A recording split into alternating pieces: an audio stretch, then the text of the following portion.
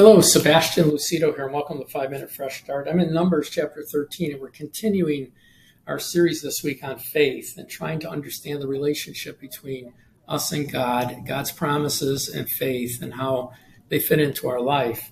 Here in Numbers chapter 13, verse 30, it says, "Then Caleb quieted the people before Moses and said, 'Let us go up at once and take possession, for we are well able to overcome it.' But the men who had gone up with him said, 'We are not able to go up against this people, for they are stronger than we.' And they gave the children of Israel a bad report of the land which they had spied out." These are the 12 spies that went into the land. They came back with two different opinions. It says, "The land through which we have spied is a land that devours inhabitants, and all the people that we saw were men of great stature. There we saw giants, descendants of Anak, which came of the giants, and we were like grasshoppers in our own sight. So were we in their sight."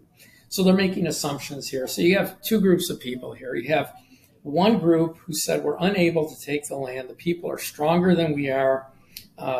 They see us as weak."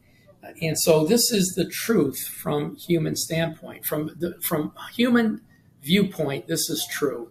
They could never take the land. It was impossible. Even God promised them the land. God told them to go in and spy out the land. He said, "I'm giving you the land." He had already done a bunch of plagues and 9 plagues with the Egyptians. He destroyed the Egyptians. And so they go in to spy out the land, and still a majority of them, 10 of them, come back with this evil report, a report that we can't take the land. We can't do what God said to do.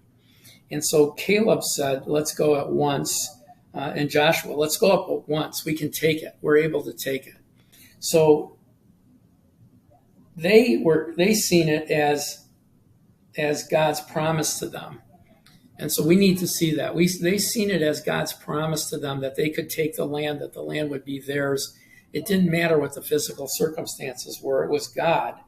Now remember, all of these guys have the same demographic. They were all slaves. They were all in bondage. They were all, kept under. They all have the same word.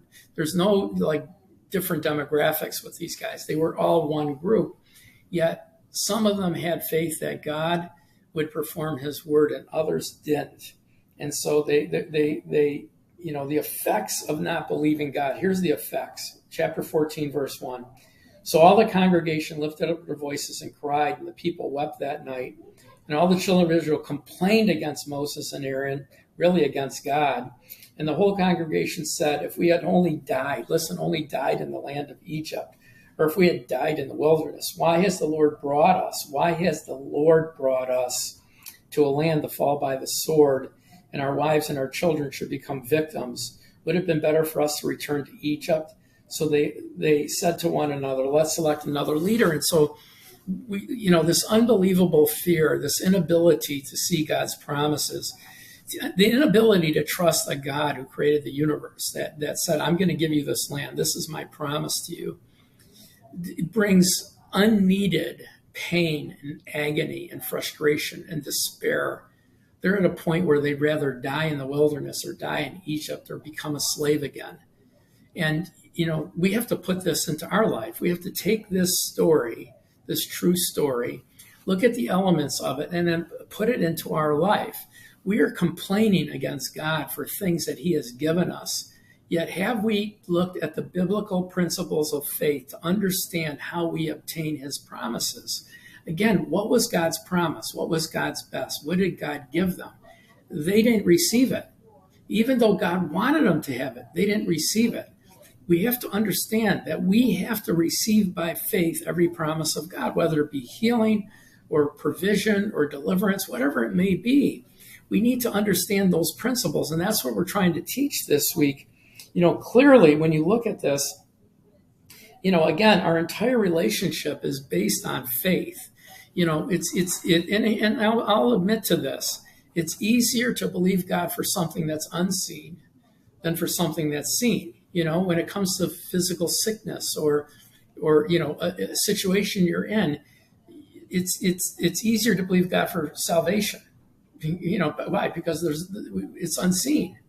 And so we need to understand faith. We need to understand our relationship with him.